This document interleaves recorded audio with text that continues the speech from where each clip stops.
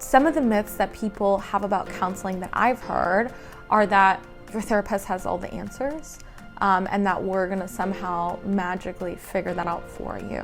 What I see most often when I'm with folks is that as therapists, what we're there for is just to walk alongside you on the journey that you're on and work through the things that you want to work through. So it's actually a lot less high pressure for folks in the counseling office than they might imagine.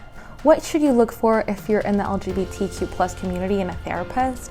I would say that's different for every person. Some things that I like to call like green flags are that you feel comfortable with the therapist, that you're coming in and you're able to be your authentic self. That one's less tangible, right? Just see how you feel and trust your gut on that call for yourself. Another green flag is a therapist that talks about the issues that are important to you, a therapist that asks questions that are relevant to your identity, affectional orientation, sexual orientation, race, ethnicity, someone who's willing to go there with you and really figure out the best fit for you. Some of the red flags people should look out for are people that are looking to pathologize or make your sexual orientation and your affectional orientation, your gender, the problem. You're never the problem in this scenario. Oppressed identities are never the problem in their lives as far as their identity goes. If anything, that can be a great strength to you, and your therapist should be able to highlight those strengths and help you work through the issues the outside world is putting on you, and also your personal emotional goals. I would say all therapists come into the work with heart and want to help people. I would say at Zebra, we do it exceptionally well because we put a lot of care into the work we do with our clients. We put a lot of detail into the work we do with our clients, and we really want people to feel seen and heard and loved. It's important to have a bilingual therapist for a lot of reasons.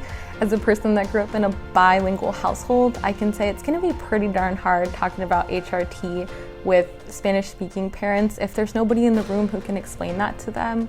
And for minors, that's life-changing services. That's something that can make their quality of life so much better. And the only thing standing in the way of that is informed consent and education for their family. Having a Spanish-speaking therapist or bilingual therapist in Osceola County makes a big difference in the level of care they can get.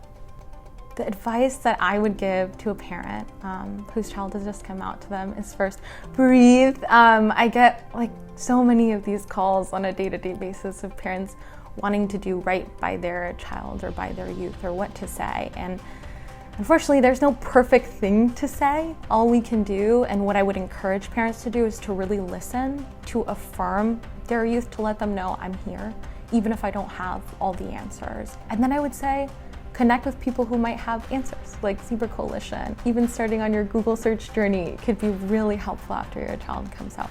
Another really good suggestion for parents whose youth have just come out is to look at the services Zebra provides specifically for parents.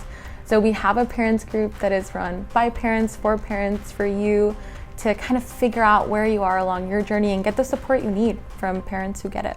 Something I would add is just the importance of being here in Osceola County, a county that has a ton of youth, but not a ton of services for youth. As a therapist, I've seen this be so supportive for families and youth. The work that we do here is so important, and it's overlooked in some ways because it's a county that just doesn't have the services, doesn't have like a big city, but people here are important and they matter too.